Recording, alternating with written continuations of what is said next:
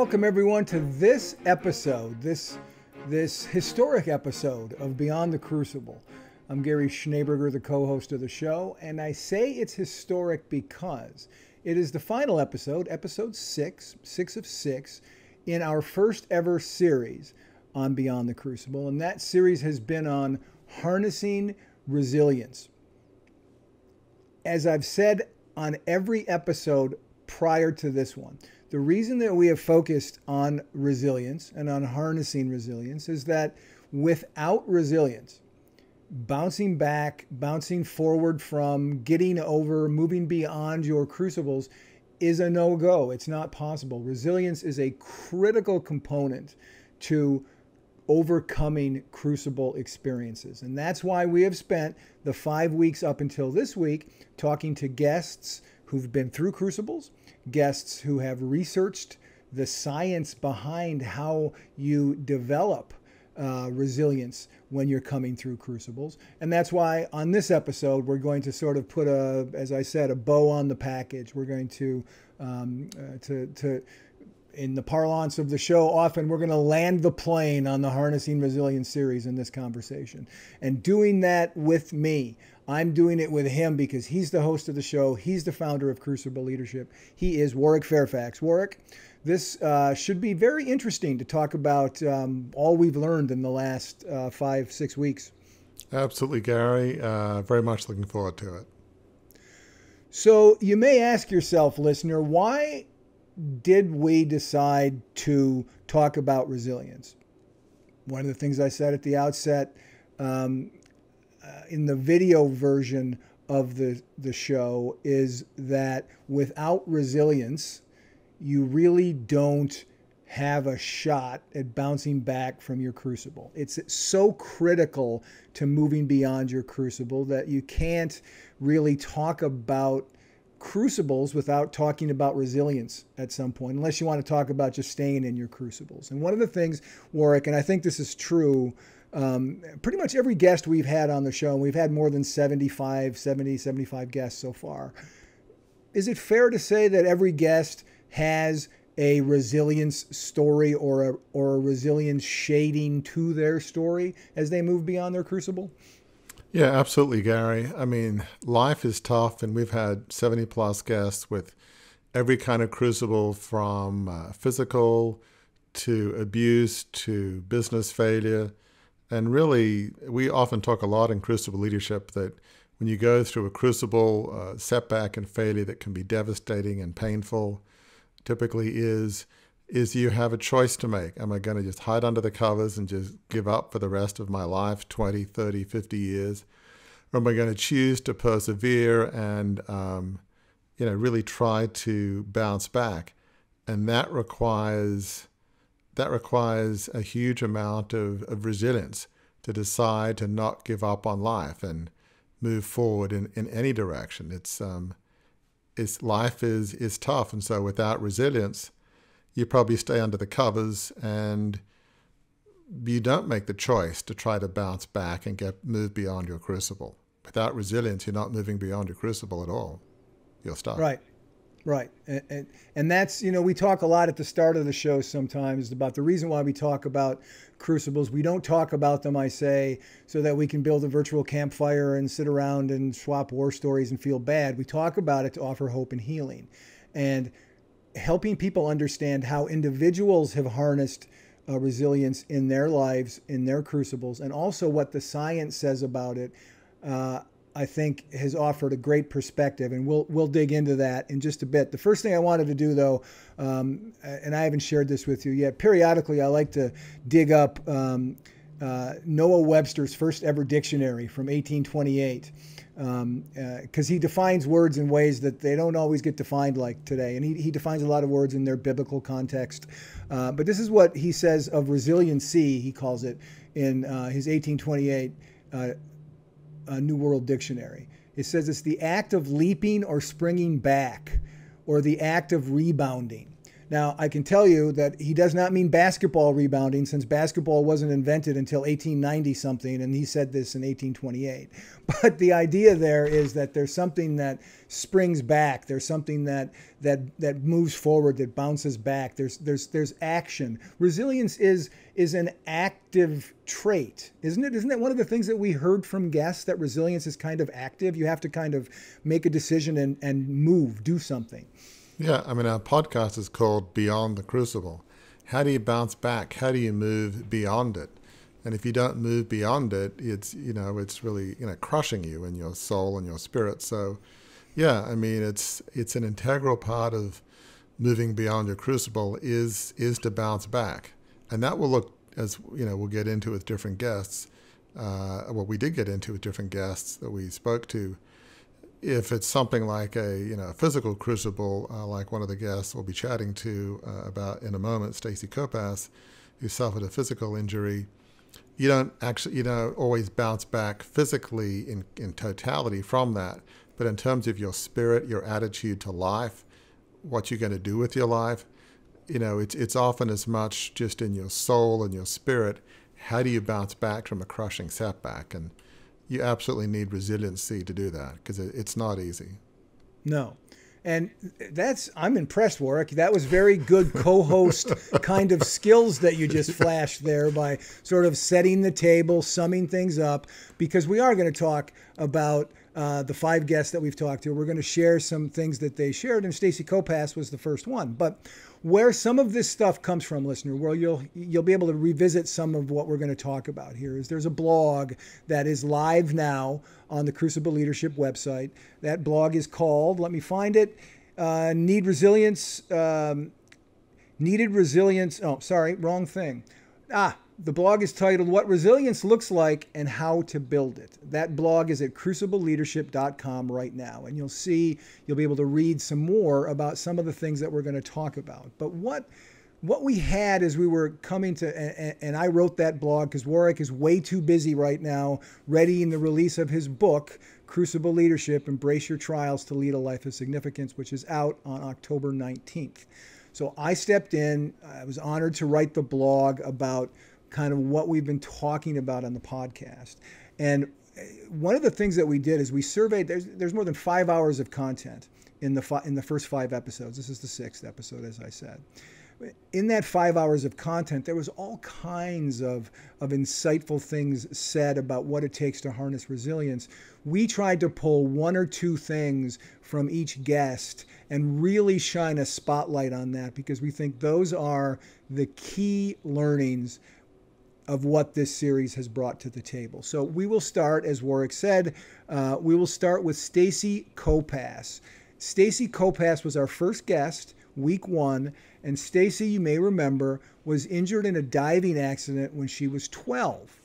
And that diving accident, left her a quadriplegic. She described what followed as not being pretty. She lived life aimlessly. She lived life hopelessly. She lived life listlessly. She had some drug issues. She had some depression. She just wasn't really, in her teen years, life didn't hold much hope for Stacey Copas. She was caught up in the what ifs and the why me's of what her crucible did. And then one day, she decided she couldn't feel bad about something she was grateful for. And she began to view her accident as a gift. And one of the things she said, and I'd love to get your reaction to this, work. One of the things she said in our episode when she talked about resilience was this: resilience is a skill that can be learned just like building muscle in the gym. How do you react to that? I mean, it's so true. I think so much of leadership and life is sort of the inner game, is the inner qualities of being, resilient, of, watching your mindset and the way you think. It's so critical. So, with Stacey, she had to reframe what she went through. A lot of it was, she's an Australian. She was dived into an above ground pool. And there's two Australians in this series, by the way, as usual. We're favoring the Aussies. Yeah, who knew? I wonder why that happens. But yeah, I mean, what's interesting is her mom told her, Stacey, don't dive into that pool. It's an above ground pool, and like a lot of kids, just ignored her parents. So she had to live with the fact that it was her fault. She was in a wheelchair because of her own, mistake in her youth. Now, it's easy to say, oh, she's just 12. But she had a hard time letting that go. So she had to get to the point where rather than, I'm an idiot, why did I do that? Why me? And get to the point where she got to, how can I use what I went through in service of others?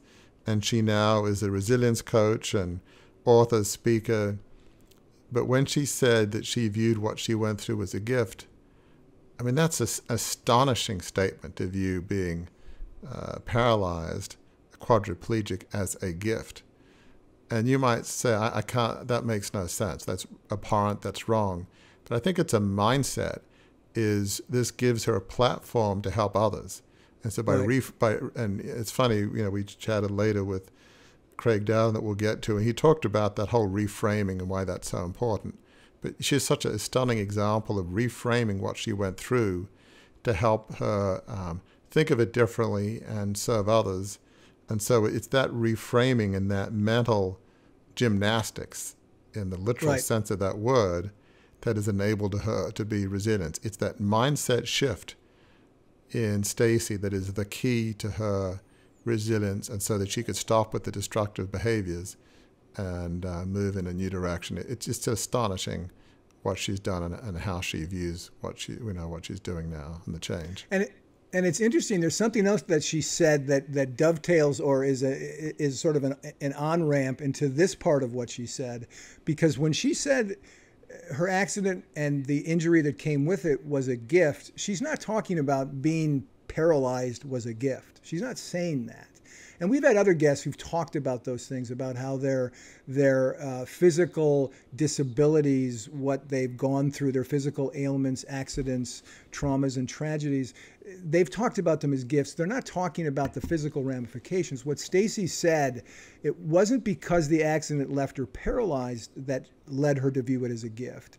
It's that the accident presented her with opportunities she almost certainly would not have had without her injury. And I think that is true without doing deep dive research on it right now. I think that's probably true for all the guests we had who, when they talk about their crucibles, they see something in them where they learn something. And I know that's true, Warwick, for your own crucible. Yeah, I mean, I was just thinking that as you were saying that. There's no question. I mean, I've had to do plenty of soul searching listening to these guests in my own life, and just the concept of a gift. I mean, what I went through losing a 150-year-old, $2 billion company, after a $2 billion takeover, to view that, I almost, listening to folks like Stacey say, well, in some ways it was a gift. In some ways it was a blessing. Was it painful? Would I rather have not gone through that pain? Of course. Nobody wants to go through the crucible pain, but yet it gave me a platform to talk about and identify and empathize with other people about setbacks and failures, and they're painful, and try to help others get beyond them and lead productive lives, lives of significance, as we call them, lives on purpose dedicated to serving others.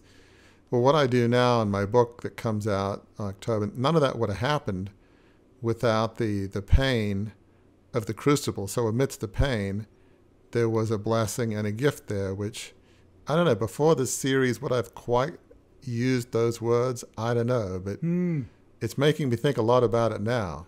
Right. So, yeah, and it's true.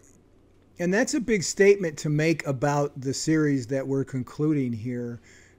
You've been the host of all 85 episodes that came before.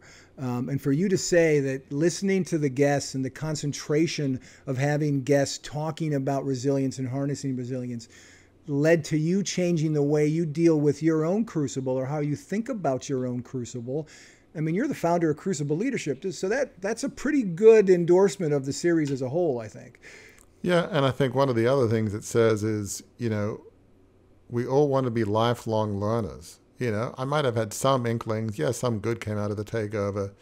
I just don't think I would have said blessing or gift. So, listening to people in this series, we can learn a lot that helps us in our lives. It's helped. I mean, every single guest we've had has said something that I've found profound and has helped me. So there's no question. Speaking of that, you are doing, by the way, you are doing a remarkable job at playing me in this thing. I'm doing a terrible job at playing you, I think, but you're doing a remarkable job at playing the co-host here, because that leads me to the, we have identified, I said one of the quotes that Stacey said in her episode, and we identified some other things that they said that are really insightful and encouraging and inspiring. And some of them we're going to actually play throughout this episode. And I'm not going to shine a spotlight and say, we're going to play a clip now on all of them. But based on what you just said, I think it's important primarily because Stacey didn't actually say what we're about to play. I said it. And the reason that I said it is it was so inspiring. And she put it in the form we have all guests fill out in advance, that I just got impatient while we were talking to her and I blurted it out. But here, we'll play what she said, or what I said based on what she said. It's her perspective, my mouth. But listen to this idea of how a crucible, a setback, a failure, use it, like she says, like a trampoline. Listen to why she says that is the case. There are a couple things I love in your book. This, I've just decided, is the thing I love most about what you write. And you say this, and listener, get a pen out, get a pencil out, get chalk out, draw it in chocolate on something. But you wrote this: another way to visualize this is to think of jumping on a trampoline. The lower down it goes, the higher up you are launched. That is some powerful insight into what resilience really allows you to do. And that idea that we were talking about there, Warwick, about, your own pain is your own pain. Your worst experience is your worst. Don't compare, right? The lower down you go, that you get to determine that, but you also get to determine, as you practice resilience, how high you go. And I think that's the example that both of you set, and hopefully our listeners hear that and draw hope from that. Is that not one of the most profound things you've heard, simple and profound things you've heard in our time hosting this show? Absolutely, Gary. I mean, the idea that the lower down you go, the higher you get launched, I mean, that is positive thinking, and it's just the idea that the depth of your pain can fuel such empathy, passion, and a desire to help others. It's sort of like for every, I'm not a physicist, but for every, action, there's a reaction, so it's almost like for every negative, maybe there can be a positive if you look at it that way. And that's just a profound statement. And she's living that with her speaking and coaching and really her desire to help other people with injuries. I mean, she's just having an enormous impact on so many people. But yeah, that's a stunning thing to say. The lower down you go, the higher you get launched. I mean, yeah, again, that's, everybody in this series would win an Olympic gold medal for resilience, but also shift in mindset. Yeah. I mean, that is sure. just, as would pretty much all of our guests on the podcast we've ever had. It's, she's an amazing person. So I've not told you this, Warwick. I'm going to surprise you right here live. So one of the things I did when we started to talk about doing a series on resilience is I went online and I found the 50 best resilience quotes that are out there. So as we move from one guest and their insights to another, I'm going to throw out a random quote I pull out of this and just get your reaction to it about resilience. Here's something that Robert F. Kennedy said about resilience. And I want you to tell our listeners your reaction. Robert F. Kennedy said this: only those who dare to fail greatly can ever achieve greatly. What's your reaction to that? Read that to me one more time. Sure. Only those who dare to fail greatly can ever achieve greatly. You know, we've had a number of, at least one other person in this series talk about that. I think Lucy Westlake gets into that a bit. But yeah, you know, you've got to be willing to fail. You've got to be willing for that bold achievement. I'm not going to remember the exact quote, but it reminds me of Teddy Roosevelt, that has this famous quote that Brené Brown talks a lot about, of, you know, talking about the man in the arena that's, you know, willing to go at it and to dare greatly, I think is his words. It's a similar concept. And, you know, part of being resilient is being willing to fail, willing to go outside your comfort zone in a cause of something beyond yourself. You know, all of these people that we've had were, they believe, you know, leaders in history, whether it's Abraham Lincoln or so many others, they were willing to fight for a cause beyond themselves, where failure was a distinct possibility. But, you know, in service of humanity and what they thought was worthwhile, they were willing to dare greatly, to even fail greatly. And so that's part of what's needed. It's not for the timid, resilience, but you've got to be willing. You know, if you're not willing to fail, you'll never succeed. Well said. Well said. Our next guest, we'll move on. We'll turn the page to our next guest, who also happens to be our next Australian guest in the Harnessing Resilience series on Beyond the Crucible. That was Katie Foulkes. And it was interesting, you mentioned a few beats back, Warwick, you mentioned something about gold medal winners in Harnessing Resilience. And Katie Foulkes is someone who actually was in the Olympics on 2 occasions. And the crucible that she explained with us, to us, came from, I believe it was her second trip to the Olympics it was in Athens, right? Yeah. Yeah, you got it. In 2004, she was, and help me out with some of the details of this, she was on the rowing team. So maybe you can tell the story better than me of kind of what happened with Katie Foulkes. So Katie Foulkes was the cox of the Australian rowing crew, a rowing team, 8 in the 2004 Olympics. And they made it into the final. They came out of the blocks. They were going super fast. They felt like they really had a shot of medaling. And then about partway through the race, maybe halfway, one of the women in the boat just stopped rowing. And when one person stops rowing and lies down, the person that's next to her, behind her, I'm guessing, can't row either. So that takes 2 out of 8, out of the boat from rowing. And so needless to say, they finished last. And, to stop rowing in the middle of a race was stunning. And the challenge was there was no good explanation. There wasn't equipment failure. It wasn't injury. Right. There was nothing that, their public relations team could say, oh, it was unfortunate, but. There's no easy but. And so, and it's not something that Katie could really talk about because it's not her story to get into why this, other woman in the boat stopped rowing.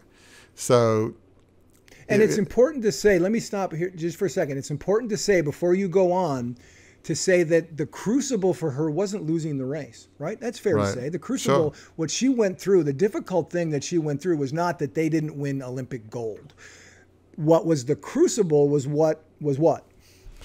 It was the condemnation in the Australian press, as I often say. Good word. U.S. press isn't easy, but Australian press is at another level, especially when it comes to things like this. Australians love sports. And so, this poor woman, she was called all sorts of names in the press. Even the then Prime Minister of Australia called that crew and what happened un-Australian. Yeah, that's just crazy to me. That's as bad a thing as you can ever be called in Australia is un-Australian, because it's this huge ethos of what it means to be Australian. So, and as Katie remarked, what made it so tough was she's somebody that's, is a very active person. It's not passive. She always, tries to way to find her out of a hole, or, tries to way to win the race. But there was no winning this race, the court of public opinion. She can't really get into this other person's story. There's all the speculation of, well, isn't it true that this person had a history of occasionally stopping rowing, and you should have, it's all this woulda, coulda, shoulda, right? Monday morning quarterbacking. Well, if they had a history, how come? And it's, Katie's not the one that selects who goes in the boat. That's, the Australian Olympic Committee, whoever it is. But, so it's all this, how could you possibly let that happen? And you knew this, and, why did they stop rowing? And it was a horrendous crucible in that there was no easy way out of that one. There was no easy way to rehabilitate your reputation. Even though Katie did nothing, she was part of that boat that went through this horrendous crucible. Yeah. And yet she found a way to do it because we, have featured her, not only because we featured her on the Harnessing Resilience series, but also because she learned some things in moving through her own crucible that led her to study resilience, that led her to see scientifically, research-wise, what does it mean to harness resilience? And for me, in this series, her comments were the first real big eye-opening moment I had. I was one of those people who thought resilience is a matter of digging down deep inside. The deeper you can, grit it out, tough it out, dig deep, find the answer within. And what she discovered, both what she went through and then what the science backed up, is that that's only part of the resilience equation, digging down, digging deep. It's also casting wide. It's going and harnessing the resources you have around you. Here's the quote that she gave us that's included in the blog that's on crucibleleadership.com. Oh, I've got these research opportunities. This is really interesting. It's showing me that something like resilience, as an example, we simplify, and showed parallels to my rowing experience here. We simplify these complex events. We tell someone just to be more resilient. We sometimes point the finger at people and say they're not resilient, and it was all very simple.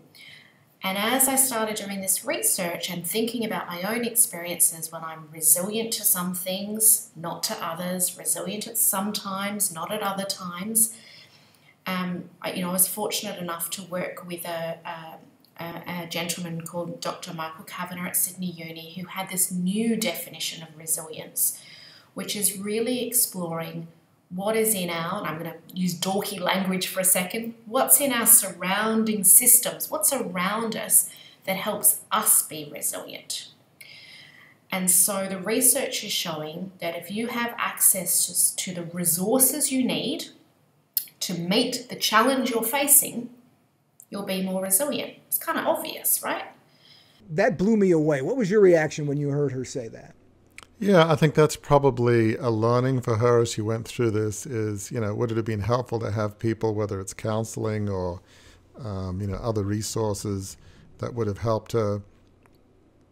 Yeah, I mean, it's easy if you're a successful person or somebody that's achieved things to say, how often do you have friends and family say, I got this, I got it, I'm good, right. I'm okay, I'll get through it. And you may be thinking that, or maybe that's just this bravado or false facade for those that know you. When inside you're thinking, I don't got it, I'm in trouble, but I don't want to admit that I need help. It's okay to ask for help. Asking for help is not a sign of weakness. I would say it's a sign of strength, a sign of courage. And it's a sign of resilience. It's a sign of harnessing resilience. Right, absolutely. It's rare that you will get through a crucible without help. Bouncing back yourself, it's very, very hard. So she realized it was important for her and for others to get help. It might be counseling, it might be, business, family advice, whatever it is. That was a huge learning for her, and it was just such a tough crucible that she went through. I mean, she also needed a mindset shift to learn sometimes you can't rewrite the public narrative, you know? That's something I've had to learn. That's something I just really hadn't occurred to me before now. But Katie Foulkes and I share this, is that certainly for most of the last 30 years, my Wikipedia entry is, you know, the hard-headed kid, could have had it all, naive, idealistic, launched the $2 billion takeover that ended 150 years of family history. And so, you know, are you going to be defined by popular opinion or Wikipedia? If I was going to have my sense of identity based on that, I'd be in trouble. Now, I still don't like it, that's for sure, but I try to have my identity in something more eternal, in my case, my faith, what those I actually care about think of me, my wife, family, close friends. So, yeah, it's that's a lesson for a lot of folks out there, that sometimes you can't change the narrative of how others perceive you. And, there may be nothing you can do. Maybe it wasn't your fault. Or sometimes maybe it was your fault and you did something wrong. But forever they're going to condemn you for that one terrible day where you made a bad mistake and maybe you hurt somebody else. And maybe you're contrite, you've apologized, you've made restitution, you've done everything you can. But they say, "No, I know who he is. I know who she is. You know, I'm never forgiving them. I'm never letting them off the hook." And, you know, you just can't put yourself in prison with other people's expectations and other people's views of you. And Katie Foulkes has had to do some heavy lifting in that regard. Has done a remarkable job. And she's helping other people. She's living a life of significance because she's helping other people. Before we turn the page to the next guest, who's not Australian this time, by the way, the next guest we're going to talk about, let me throw another random resilience quote at you, Warwick. This is from Thomas Edison. And Thomas Edison said this: "Our greatest weakness lies in giving up. The most certain way to succeed is to always try just one more time." What do you think? You know, the amazing thing is I feel like many, if not all of them, people in our podcast Resilience series have said that. Is basically failure is not trying. You know, it's not failure. I mean, Lucy Westlake mentioned that. Heather Kampf may have indeed mentioned that too. It's the notion that if you do your level best at something, that's not failing. Right. That, again, is something that, I don't know if I heard that or not, but it's such a profound, because then, you know, so long as you do your best, that's not failing, you've tried. You know, so by reframing, because often the F word, the failure word, makes you think, oh, I don't want to try because I might fail. You know, and that's going to hurt my identity. But if you say, look, it's not really failing if you've tried your best. You know, you're entering into the arena, as, you know, Robert Kennedy and Teddy Roosevelt said. So by all means, entering the arena is not failing. Yep. Our next guest that we want to talk about, to me, was, they're all remarkable. Her story was most remarkable to me because there was video evidence of it. And that is Heather Kampf, who you just mentioned. Heather Kampf was in college. It was in 2008. She was a runner for the University of Michigan, and she was in the Big Ten championships running the 600 meters. And 600 meters is a 3-lap race over a 200-meter track. And she was, you know, she had a lot of stuff. She told us she ran like 2 other races that day. So she was kind of holding back in the first 2 laps. And she was ready to really turn the burners on for the 3rd lap. And she tripped and fell. And she didn't just, as she put it, it isn't like my hands just touched the track. She fell and skidded across the track. And we have a clip that we showed with the episode on our social media. You can find it. Of both Heather talking about that incident and her actually falling and what happened next. And why that was so remarkable is that she got up. The other runners had, you know, 6, 7 body lengths ahead of her, and she ended up in the last 200 meters sprinting and winning her heat. And I mean, what was your reaction when you saw that video? When I showed you that video, when we were thinking of having her on, what did you think? I mean, it's amazing. I mean, for anybody that's familiar with running, you know, at least in that indoor track, you're running as a pack, in her case with some other women. And I think somebody behind her caught her heel, and, you know, maybe more than one person. It was just, you know, it's a tight bunch of people. And she fell flat on her stomach. I mean, she didn't even realize how bad it was until, you know, Dad showed her the video, and she got up and somehow came back and won. I mean, it's just like out of the movies. I mean, it's like, Yeah. how does that happen? It was remarkable for just whether she'd won or not, for her not giving up and says, okay, I'm going to try and win this thing. And she did. It was just, that video is stunning. It's like, how can that be possible? How can you do that? It was amazing. And the thing that she said in the show, I mean, she's very matter of fact about it. My favorite part about that interview was that video that we just discussed that you can see at crucibleleadership.com or at our social media on Facebook at Crucible Leadership and at LinkedIn for Warwick. You can see the video. It's been viewed by tens of millions of people. And when she was talking to us about it, she said something like, you know, in that video that's been viewed by, I don't know, like 6 million people, she doesn't even know. That tells you everything that you need to know about the character of Heather Kampf, is that she doesn't have like a tally board about how many millions of people have watched her remarkable feat. That's not the thing that's important to her. And nor was just never give up the message, even though that's the title on a lot of the videos that you'll find out there on the internet of her race. It'll be never give up. She said it's never give up and an add to it. And really her ad, the learning she draws from that was have a plan. What she said fueled her resilience in that moment was she had a plan for that race, and the plan did not include falling and not finishing. And she talks about how her coach said, even if you only get 1 point, that's 1 point that helps your team. And you get 1 point if you finish. You get 0 points if you don't. So when she got up, she wasn't never quitting just to never quit. She was never quitting because she wanted her team to win. She wanted, as she said later, significance is success shared. She wanted significance. She wanted success to be shared with her teammates by going through and winning that race. And the other thing that she said that sort of is a great takeaway for a series on harnessing resilience was this. But for me, it's like never give up, because you never know when your greatest obstacle becomes your greatest opportunity to do things you never imagined you could. Because I would never have pictured that I could have gotten up with a 200 meters to go in a sprint race and win. But that gave me so much confidence going into the Olympic trials that summer and to follow through in the rest of my professional career, to believe that I have this gear somewhere within me that I might need at some point again. And it could be another magical moment like that. I think every guest we've ever had on has had that experience too. You never know when your crucible will become your greatest opportunity. I mean, that's so true. Yeah, just back a beat to what you said before about getting points for the team. I mean, she shared with us that this was a big meet with, I don't know if there was 40, 50 runners for University of Minnesota. There was a bunch on the team.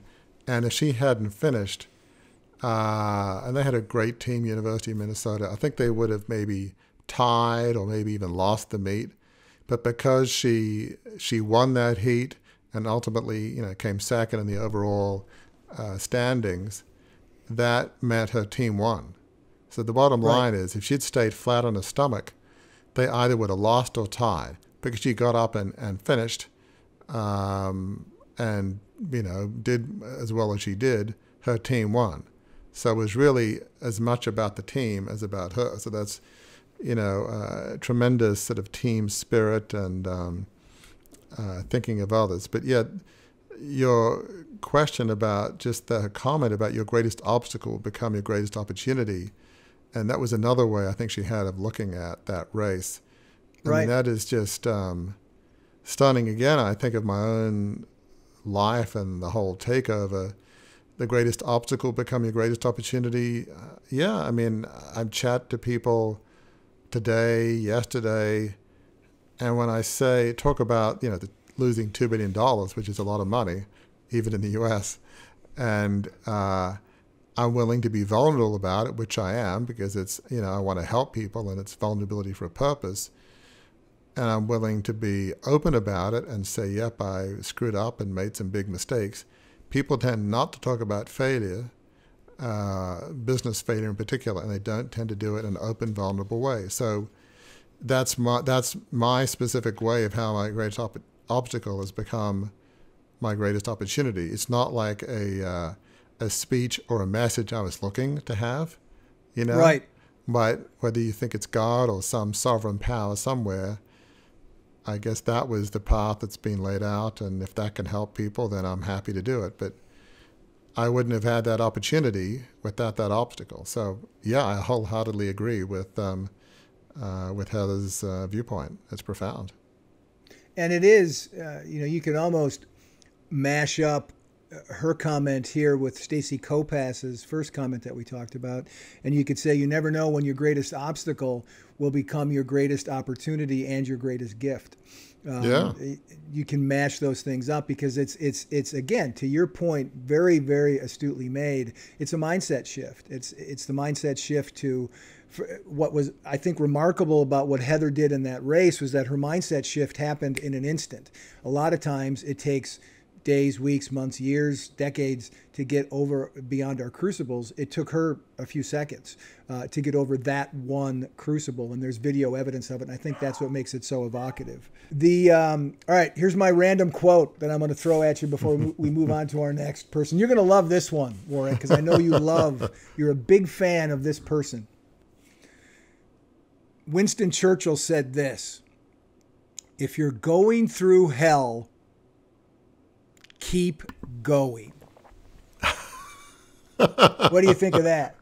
Yeah, that's pretty amazing. I think of World War II, and I think it's probably his way of saying when things are at its darkest, which it was in 1940 for Britain. America hadn't entered the war yet. It was pre-Pearl Harbor. Germany had conquered all of Europe, including France. Battle of Britain was happening. They were vying for dominance over the skies. It seemed like invasion of Britain was likely. I guess maybe he viewed that time, it was, a almost literal living hell at the time for Britain. But you keep going, you just don't give up. And, he gave that, probably, I guess you could say maybe the most famous speech on resilience that any leader has ever given. Right. In which he said, we will never give up. We will never give up. We will fight them on the landing grounds. We will fight them in the villages, on the streets, in the countryside, in the cities, and even if they would overwhelm us back when Britain had an empire, our Commonwealth countries will come to our rescue. And, it was like, talk about power of positive thinking. It's, we are never giving up, no matter what. And that galvanized the whole British people of, we're not giving up, even though life couldn't have looked more dark than it was. So, it's a great quote. And, he was he would win the potentially all-time Olympic gold medal for resilience. I mean, Lincoln is up there, definitely, but Lincoln and Churchill, amazing. Yeah, they were both legendary harnessers of resilience, to use the title of our series. Speaking of legendary harnessers of resilience, our next guest was Lucy Westlake. And for me, Lucy was, and I noticed this when we were doing the videos, snippets of the best bits from the show, is she's a 17-year-old girl, and she's just so sweet and charming. And Lucy's claim to fame, if you can believe this, listener, is by age 13, she was in the position to have ascended the highest peak of in every U.S. state. So at age 13, she'd done 49 states, and she was trying to ascend Denali in Alaska. And that's when her crucible moment hit, and she needed to harness her resilience. What happened there, and it's amazing that at age 13, she spent 20 days, she and her dad, trying to find a way up to the top of the mountain. They were up at High Camp, she called it. And they were trying for 20 days to find a way around this, do that. It was bad weather. Then some things happened with their guides that made it impossible to try the ascent. And it wasn't until 20 days had passed that she and her dad decided they weren't going to be able to do it on this attempt. So she wasn't going to hit the 30th peak. But one of the things she said to us in that conversation was, at that moment, on like day 19, trying to get up the highest peak, 20 some thousand feet at the top of Denali, 19 days of just living through hunger and tiredness and cold. She said, I wasn't going to go down without a fight. And I'm thinking, you've been there for 20 days. I would have said that maybe after a day if I even got there. But I mean, you've already been fighting for a long time. That's the kind of spunk and spirit that she brought to it. And she said this to us, which I'd love to get your take on, because it's in the same zip code of what we've been talking about. Lucy said this: failure is inevitable. It's how you react to it that matters. Quitting after one failure is going to happen no matter how good or bad you are. And I've definitely learned the most when I failed. That's when I reflect the most on it. Like when I win, I'm just like, okay, good job, well done. But when I fail at something, that's really when I look at what I'm doing more closely and can improve based upon those reflections. So I'd say, yeah, failure's a great learning tool. It is. I mean, in this case, it wasn't really her fault. They had some guides that were with her that were called away from some other accident, difficult situation they had to deal with. So it wasn't like she did anything wrong or lack of planning or lack of, I don't know quite what, but yet she still viewed it as a failure. She was, for most people, age 13, not being able to climb all 50 peaks in the U.S. doesn't seem like a big failure. But for her, she's a driven person. Yeah. I mean, it was devastating. She was on, she was almost had reached the pinnacle of what she was trying to achieve, literally and figuratively. And yet she failed. Well, if you're going to go for bold adventures, bold tasks, go for things that are not easy. I mean, most things worth having are not easy to obtain. Otherwise, you wouldn't value them that much. And so she loved the outdoors. She talked about because I asked her, what do you love about mountain climbing? She just loved the view that you get being out in nature and the tranquility. She just loves the whole experience. It's not just about the record. She just loves the process, the preparation, the experience of being there. And so if she loves that, yes, you're gonna fail, but she's not gonna let that get in the way of what she loves. So, yeah, it was disappointing, but she wasn't going to give up. She ended up trying again a lot of years later, and she finally made it. But it's 4 years later, when she was 17, just this past summer, she and her dad scaled Denali, and she did become the youngest female ever to hike all 50 highest peaks in the U.S. But she wasn't going to say, okay, I'm not doing that again, or it's too hard, and what happens if that happens again? We don't have the right help. And it didn't go perfectly this last time, but, they got it done. And she's not afraid of failing. That's one of the big lessons from Lucy Westlake. She is not afraid. She's not afraid to fail. And that just does not hold her back. She told us, one of the many things she told us that was just wise beyond her years, not to be insulting, but true. She's a 17-year-old young lady. Failure is a great learning tool is one of the things she said to us. And another thing that she said to us that I think is tied with Stacey Copas talking about the trampoline effect of a crucible. The farther down you go, the higher up you can launch. Lucy said this when you asked her at the very outset of the show, and it was one of those things, we're trying to get warmed up, it's the start of the show, and you're like, hey, Lucy, how would you define resilience? And this is what she said to you at the time, and I think both of I don't remember seeing it, but it felt like both of us went, wow, or we might have actually said wow. But she said this to that question: the best way to build resilience is to try something. I mean, that's a mic drop moment in the pantheon of harnessing resilience, isn't it? It really is. I mean, I'm a reflective person, so I tend to think, reflect again before doing things. So I do get things done, but I tend not to, other than when I jokingly say make $2 billion takeovers, I tend to think very carefully before I do anything, especially now. But just this idea that of just trying something, being willing to say yes, you said in another comment.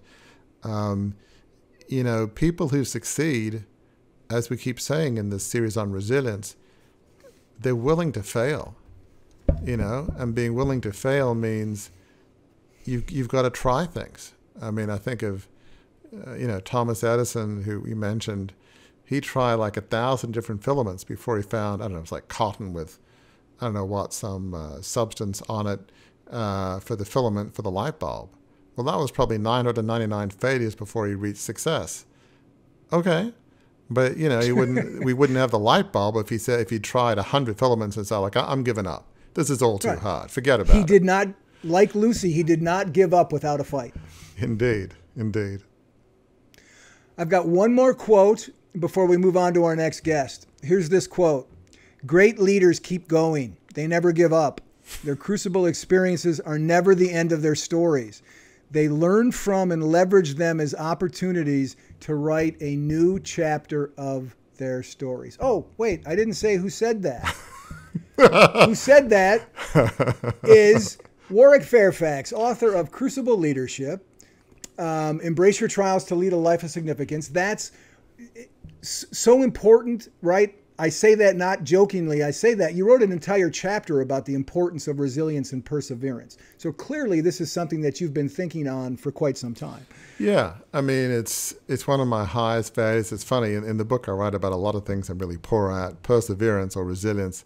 It's actually one of the areas I'm actually okay in. But yeah, I think I used the example of Churchill in that chapter on perseverance. And we just talked about World War II. Well, in the 1930s, he was out of power, in part through his own,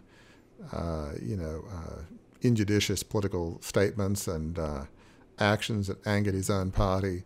So as Hitler and Nazi Germany was rearming and, posing a great threat, a bit like Don Quixote, sort of, chasing at windmills, he kept saying to the British people and the public, you've got to watch out for Hitler and Nazi Germany. You've got to rearm. And everybody said, there's old Winston, warmonger, and what does he know? And that had to have been frustrating. Did he give up? No. What were the chances of him being prime minister at that point? Really slim. He was getting older. His party, which probably thought of him as brilliant, but a bit of a pain in the neck. But somehow his time came when, it's 1940. And the war's on. Who are you going to call? You're going to call Winston Churchill. But he could have easily given up in the 1930s. Since look, this is all too hard. We're probably going to be conquered by Germany. These other politicians, it's too stupid to listen to me. He didn't give up, and it would have been easy to back in those days. It was really, really tough. So, just this idea of, as you're saying, great leaders. Whether it's Lincoln or Churchill. I didn't say it. You said it. I didn't say it. You said it. Fair point, as you were reading from what I said. But they don't give up. That is one of the hallmarks of great leaders. They are resilient. You think of a great leader. I can't think of any of them that don't have, superhuman qualities of resilience. Right. Almost they all do. And the beautiful part of this conversation now, as the captain turns on the fasten seatbelt sign and it's getting time, we're going to talk about our final guest in the Harnessing Resilience series. We did this on purpose. Our first 4 guests were individuals who went through resilience, who went through crucibles themselves and had to harness resilience and talked about how they did it. Our final guest is Dr. Craig Dowden. And Dr. Dowden studies resilience. He studies the science around resilience. And we talked to him specifically last because we wanted to get a big picture look at, okay, we get it anecdotally what leads to resilience, but what does the science say leads to resilience? And he said some just truly fascinating things. I'll start with this one, that much like Katie Foulkes said, kind of experientially and then also from research, harnessing resilience is really a two-part process. And here's how Craig Dowden described it. First, it's finding our way back to baseline, where we were before the crucible struck. Second, charting a course to move beyond that, to not merely bounce back, but bounce forward. That to me was one of that combined with what Katie said about dig deep, reach wide, is probably what I'll take away from this series most. What was your response to Craig saying that? Yeah, I mean, it's really profound. It's it's not just merely getting back to baseline, and that's certainly the first step. It's moving forward, moving beyond it. In our terms, moving your life towards a life of significance, a life on purpose dedicated to serving others, a life that's focused on other people, a higher cause, a higher purpose. It's using your crucible to fuel a passion for a vision that you never had before. Right. It's it's making something beautiful out of something that's awful. I mean, Craig was remarkable in that as we recounted what we'd seen with our guests on resilience, or indeed pretty much every guest we've had on the whole series of Beyond the Crucible, he was able to say what we have experienced anecdotally through our own lives and other people. He said the science supports this. And just in terms of how important it is to have, a strong mindset to reframe what you went through, to see what you went through as a gift or a blessing. All these things, he said, the science supports that in terms of how you get back from a devastating experience. Is just that sense of reframing it and making meaning and purpose of the devastating crucible you went through is absolutely crucial. So it was so affirming to hear that the science supports. It was really the perfect capstone to the series, because the science supports what the rest of the folks that have been on this series have said. So it's not just good for them; it's good for all human beings. What he was saying. It was so encouraging. And he said a couple of things that to talk about baseline, right? Where we're at right now, our baselines. Right now, I'm not facing any big crucibles. I'm at baseline. He said this, and we didn't get to talk about this before we started recording, because I just sort of listened to and processed through the episode. But he said this. He says this in the episode: "We as human beings are far more resilient than we give ourselves credit for." That heartens me. That is to know that at baseline, as he describes it, we're more resilient than we give ourselves credit for. That's an important thing to kind of take and tuck into our pocket, isn't it? It really is. I mean, just the human beings have a capacity for resilience that, it's just unthinkable. I mean, I just think of the woman who sailed around Antarctica, Lisa Blair. Lisa Blair, yep. Yeah. Australian. Absolutely. Look at that. Those are the toughest waters in the world. I don't know if it's 100-foot waves, 50-foot. And she's in a sailboat trying to be the first woman to circumnavigate Antarctica. I mean, there were so many days, and she's a seasoned sailor, and she just wanted to give up. But somehow, amidst the worst weather in the world, again, freezing sub-zero temperatures, she kept going. One more hour, one more day, one more step. Now, how is that possible for a human being? And she would say to anybody, she's not a remarkable person, she would say. She'd say she's not big in stature. She's not particularly athletic. She's not this superhuman person. Would consider herself unremarkable athletically, is how she would view herself. So, it's most of us would say, oh, we could never be Lisa Blair and do that. Oh, there's no way. But the human spirit is remarkably more resilient than we think. And so what Craig Dowden said is profoundly true. And I think all our guests on this series, and indeed on the podcast in general, bear that out.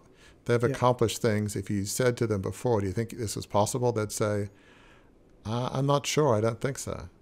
But they did. Yeah. And he said something also that I think is a great bookend to what we said, what we talked about Lucy Westlake saying. Lucy Westlake's definition when you asked her, how would you define resilience? And she said, try something. Yeah. It's all about trying something. Craig Dowden talked about the opposite of that, the negative of that, the reverse of that, the dark side of that. And that is avoidance is a roadblock to resilience, not doing something. Resilience is a skill, right? That we can grow. Well, if we're avoiding something, we're not, it's just like being afraid to go to the gym or jump on the treadmill and, I don't want to raise the speed of my treadmill because, what's going to happen if it breaks or I fall off or what? Or what are we going to enhance our cardiovascular health? Well, we're only going to stay at that level. So what's essential is we have to put these things in practice. So I love the linkage you're making, because if we avoid it, we're not doing anything about it. So we're missing an opportunity to be resilient. To me, that inspires me to dismiss avoidance. It inspires me to follow Lucy, not the warning that Craig gives us that avoidance is a roadblock to resilience. Yeah, I mean, that's probably one of the most profound things for me, or certainly, it's up there in the top few, and it's hard to separate because they're all so profound, what we heard from our guests. But, avoidance is really the dark side. It's the opposite of resilience. And avoidance can take many forms. It was like, I'm going to be angry and bitter about what they did to me. It was so unfair. I'm going to be angry at myself. In my case, I was an idiot. How could I do what I did with the takeover? And there was probably a few other people I could have been angry about if I really wanted to go there. But, anger is certainly avoidance. Not admitting your own mistakes is avoidance. Not saying, okay, I've got to accept what I went through, but how can I bounce back? How can I use this in the service of others? So avoidance means taking no steps, doing nothing, feel angry and bitter, hiding under the covers until life somehow melts away. That's avoidance. Avoidance equals misery and agony for potentially decades. That's what avoidance means. And so you don't want to be in that place. And typically when you go through a crucible, you do have a binary choice. It's avoidance, pain, and misery, or it's not acceptance of or condoning of what happened to you, but accept that what happened. And then how can I use this to bounce back, maybe even bounce back further, as we heard, in service of others? And that's the path of resilience and joy and fulfillment. So really, Craig's statement about avoidance as a roadblock to resilience, it really indicates two paths. Agony, defeat, and misery, or joy, fulfillment, and significance. And typically when you go through a crucible, those are the two paths. There's typically not any other path. That's one of the strange blessings of a crucible. Just living same old life. That's not a choice that exists for most people. Now, I almost feel like I should just end the show now, because that was a beautiful way to end. But I want you, as the host of the show, and not just the host of the show, Warwick, but as the creator of Crucible Leadership, as the man who wrote Crucible Leadership out October 19th, who has been offering hope and healing to people that they can overcome their setbacks and failures. We're more than our setbacks and failures. This idea of harnessing resilience is so critical to that. What's your biggest takeaway, final word, encouragement? What do you want to leave listeners who've spent the last 6 weeks with us in this series? What do you want to leave them with as we wave goodbye to the series? I would say, you and your life are not defined by your worst day, your worst moment. It's incredibly painful if today is that day. It's hard to believe that tomorrow will ever exist, because all you can think of is agony. And in my own way, and our guests have all encouraged us, you can't compare crucibles. Many guests, including David Charbonnet, that was Navy SEAL was paralyzed in a training accident. He said this, you know, your worst day is your worst day. It's not a competition. But, you know, just this notion that you're not defined by that worst day, that there is hope if you just take steps of resilience, try things, be willing to fail, that life can get better. Even in the darkest of pits, there is hope.